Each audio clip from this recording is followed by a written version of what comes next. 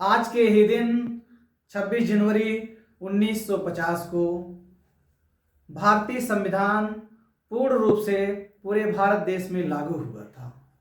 इसलिए प्रत्येक 26 जनवरी को गणतंत्र दिवस मनाया जाता है। आप सभी को गणतंत्र दिवस की हार्दिक शुभकामनाएं। संविधान सभा की पहली बैठक 9 दिसंबर 1946 ईस्वी में हुआ, जिसके अस्थायी अध्यक्ष डॉक्टर सच्चिदानंद सिन्हा जी बनाए गए। 11 दिसंबर 1946 में 2 दिन बाद अस्थायी अध्यक्ष डॉक्टर राजेंद्र प्रसाद जी बनाए जाते हैं।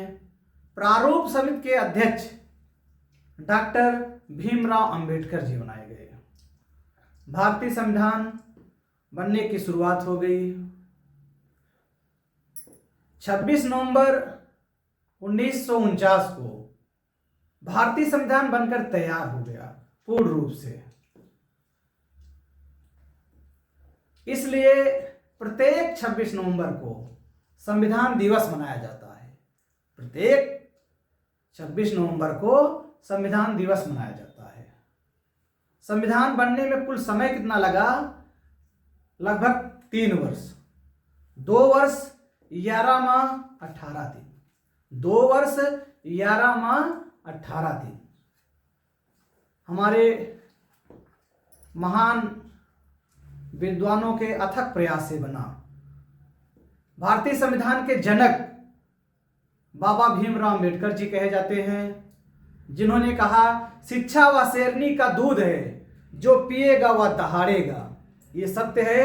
आज जो शिक्षित होता है, जो पढ़ता है लिखता है, वो डीएम, मास्टर, आईएएस सब कुछ बन जाता है, देश के सर्वोच्च पद तक पहुंचता है। तो शिक्षा का बहुत ही महत्व है।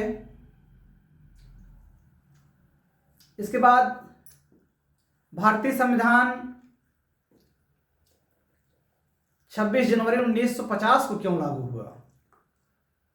क्योंकि 26 नवंबर 1949 में जब बन गया तो इतना समय क्यों लगा भारतीय संविधान को पूर्ण रूप से लागू करने में? इसके पीछे रीजन है। कौन सा रीजन है? 1929 में रावी नदी के किनारे 1929 में रावी नदी के किनारे पंडित जवाहरलाल नेहरू जी झंडा फहराते हैं, पूर्ण स्वराज्य की मांग कर देते हैं।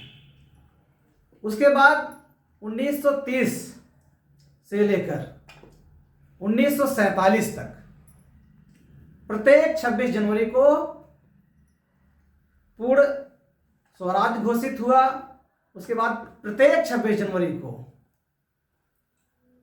स्वतंत्रता दिवस मनाया जाने लगा।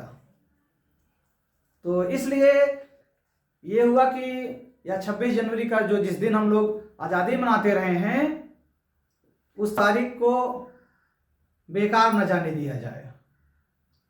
वास्तविक आज़ादी हमें 15 अगस्त 1947 में मिली, तो 15 अगस्त को आज़ादी मनाते हैं। लेकिन इसके पहले जब हम आज़ादी मनाते थे, 26 जनवरी को मनाते थे।